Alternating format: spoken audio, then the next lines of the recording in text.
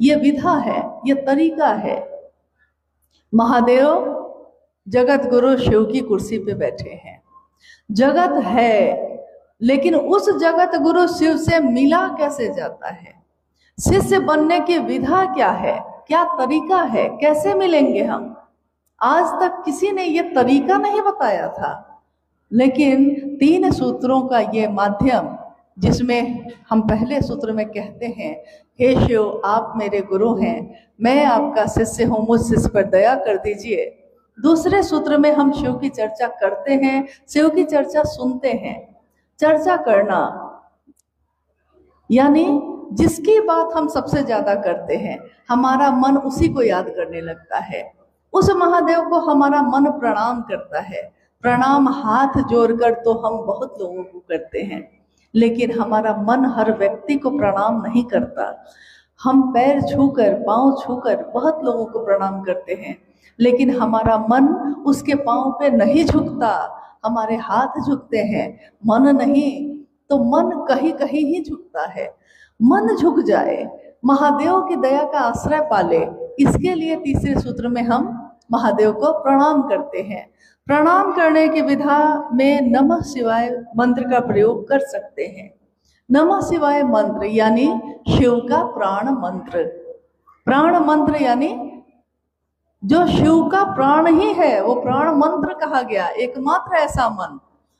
और उसी मंत्र पे हम शिव को प्रणाम करते हैं। पहला सूत्र करना भक्ति की अभिव्यक्ति मानी गई।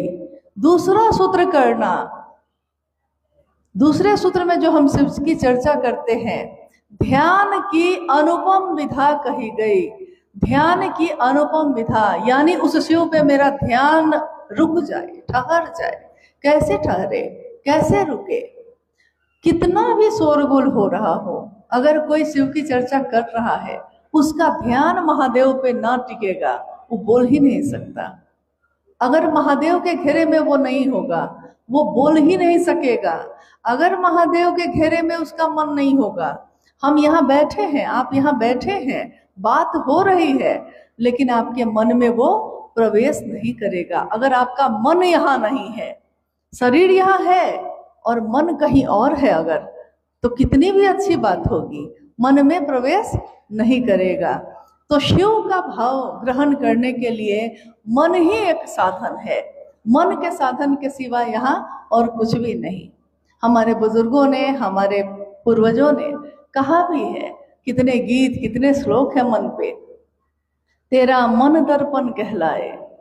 मन आपका क्या है? दर्पण है, जो दिखाता है। एक अपराधी भी अगर अपराध करता है ना, उसको मालूम होता है कि वो अपराध कर रहा है, उसको पता है कि उसने गलत किया है, उसका मन उसको बताता है, लेकिन वो अपने मन की आवाज को दबा देता है। उसका मन उसको बताता है ये सही है, ये अच्छा काम किया। आप अपने दैनिक जीवन के काम से समझ सकते हैं ये क्रिया कैसे काम करती है।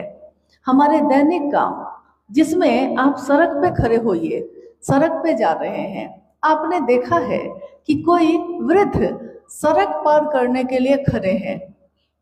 आपने देखा, स्वाभाविक है आपके मन में ये लगा कि कोई बुजुर्ग आदमी है, सड़क पार नहीं कर पा रहे हैं, तो क्यों नहीं मैं पार करा दूं। आप उसको जानते नहीं हैं, बस देखा है, और देखकर आपके मन ने ये विचार किया, आपने इस विचार पे तुरंत काम कर लिया, हाथ पकड़ा, सड़क पार करा दी, फिर उनको छोड़ दिया और आप अपनी फैक्ट्री चले गए। लेकिन आप याद कीजिए तो उस दिन आपका मन फैक्ट्री के लोहे का काम करते हुए भी खुश है, आनंदित है, क्योंकि आपने छोटी सी मदद की है किसी की। इतनी सी मदद, थोड़ा सा कुछ किया है दूसरों के लिए, किया है दूसरे के लिए, और मन आनंदित है मेरा। पूरे दिन हम खुश रहते हैं। और अगर ठीक इसके विपरीत जा रहे हैं, धक्का लग गया है, 4 गालियां आपने दे दी हैं किसी को, 4 अपशब्द कह दिए हैं, फिर आप आगे बढ़ गए, आप आगे बढ़ गए, लेकिन आपने जो गालियां दी किसी को, आपने जो नफरत दी किसी को, फिर उस नफरत ने आपको पूरे दिन खिन्न करके रख दिया। पूरा दिन आपका मन घोर रहता है, और आप समझ भी नहीं पाते कि क्यों घोर है, क्यों दुखी हूं मैं। आज इस कार्यक्रम में हम आप जो आए हैं, यही अनुरोध लेकर आए हैं